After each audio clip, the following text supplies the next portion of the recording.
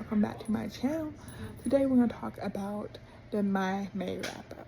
The book we read is Tell Me What You Did by Carter Wilson, and we are following Poe, who basically has a crime podcast, and she cannot guarantee whatever you confess, you won't be arrested at the end of it.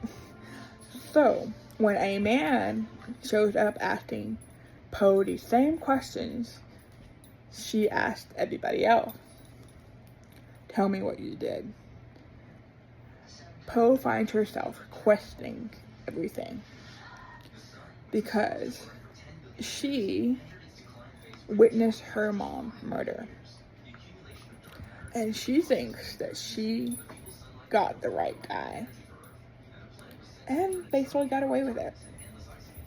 Did she really? Yeah.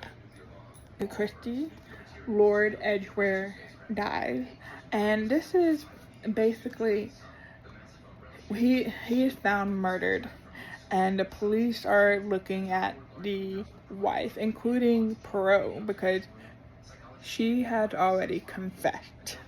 But did she really do it? Did she really do that? Or did she just confess to kind of throw him off the trail? Only Hercule Poirot can figure this out.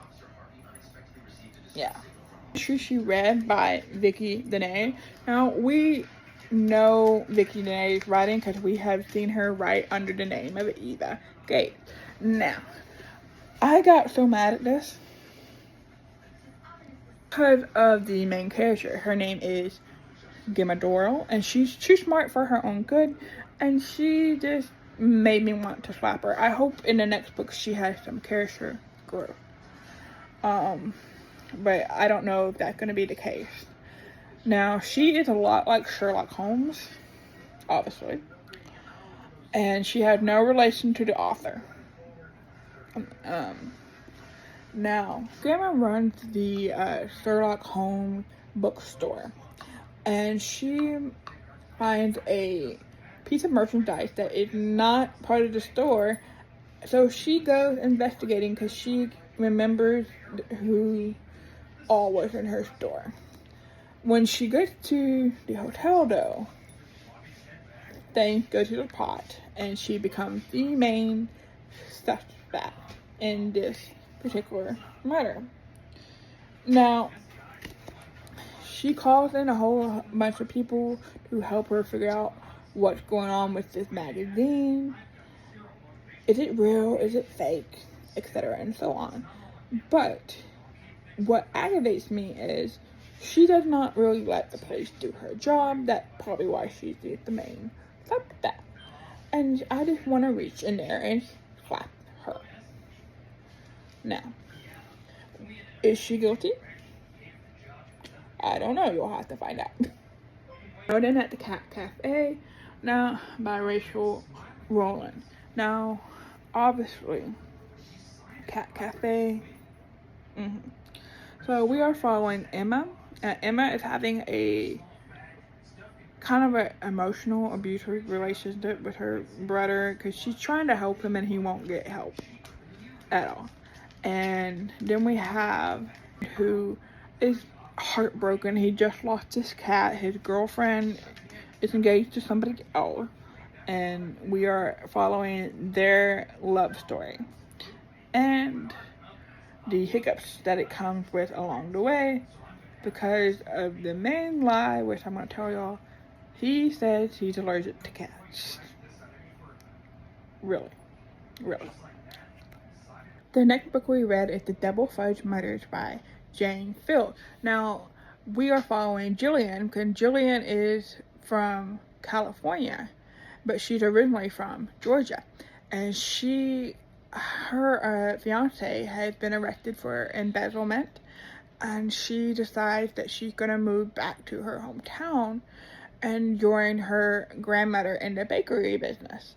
However, at night she having like not a homecoming reunion, a high school reunion, and she gets accused of murder, and she has to investigate what's going on and what exactly happened.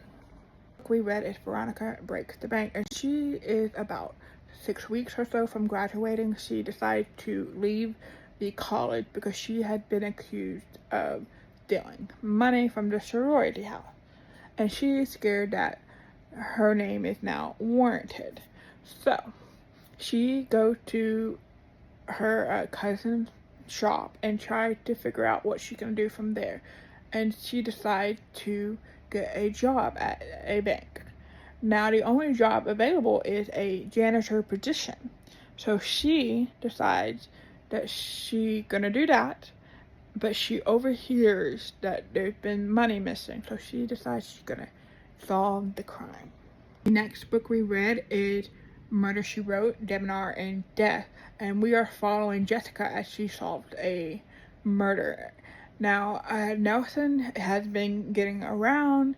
Nelson is the one that, and so she discovers that he's been playing a lot of women, and he's not only playing women, he is maybe involved in this smuggling theme, and she's just trying to figure it out before the next murder happens. I don't know. So, last book we read is Study in Scarlet, and it is written by Arthur Doyle, and we are discovering that Sherlock wants a roommate, and he's very particular about his roommates and etc. and so on. And Watson also is looking for a roommate because he wants to live in a more affordable place, but more up to his standards. So they are introduced and they meet and they become friends, and he starts helping him with his crimes. Well, not solving the crimes. And it's just I did not really care for the mystery part, mainly because it went over my head. I wanted to see more of Watson and Sherlock becoming friends. With that, I will see you in the next one.